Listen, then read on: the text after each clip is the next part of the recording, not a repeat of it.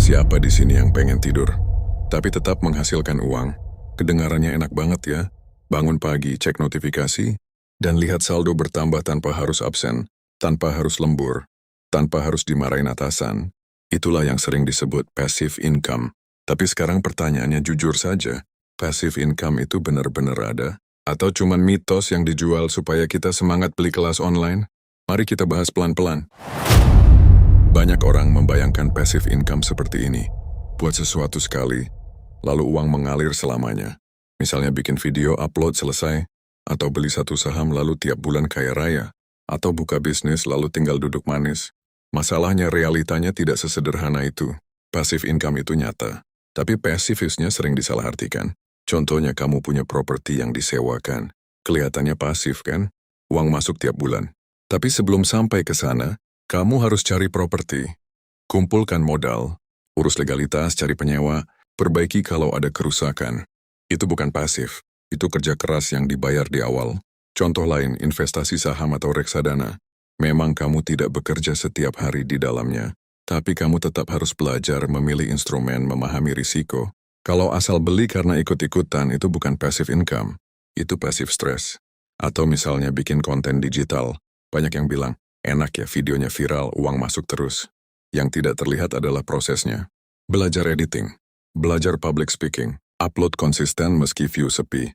Dihujat netizen, ganti konsep berkali-kali.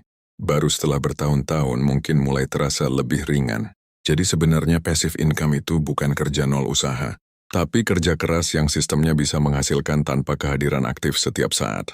Ibarat menanam pohon, di awal kamu harus gali tanah, tanam bibit, siram tiap hari, lindungi dari hama.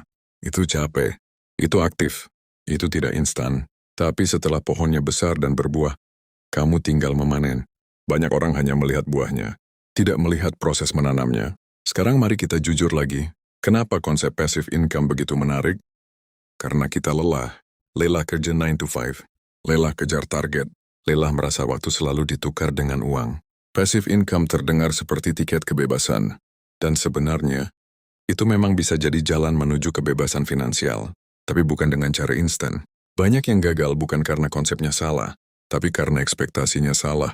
Mereka berharap cepat, padahal sistem butuh waktu. Mereka berharap tanpa risiko, padahal setiap sumber penghasilan pasti punya risiko. Ada yang bilang, "Wait, saya mau passive income tapi tidak punya modal." Modal itu bukan cuma uang, waktu juga modal.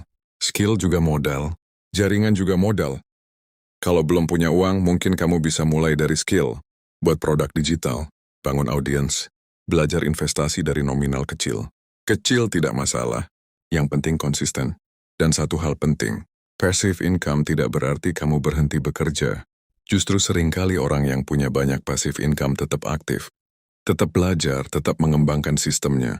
Karena dunia berubah, pasar berubah, teknologi berubah. Kalau kamu berhenti total, sistem yang kamu bangun bisa ikut berhenti. Jadi passive income itu mitos atau fakta? Jawabannya fakta, tapi bukan dongeng. Itu nyata, tapi butuh proses. Butuh kesabaran, butuh strategi.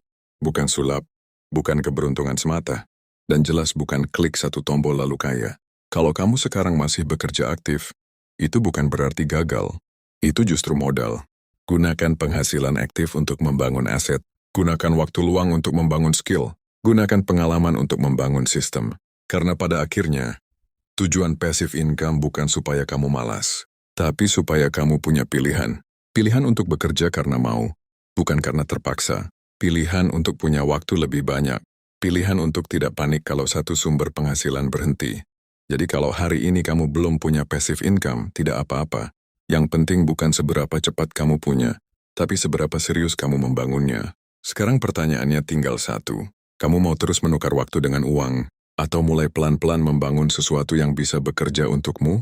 Keputusan itu mungkin tidak instan, tapi kalau mulai hari ini, hasilnya bisa mengubah hidupmu beberapa tahun ke depan.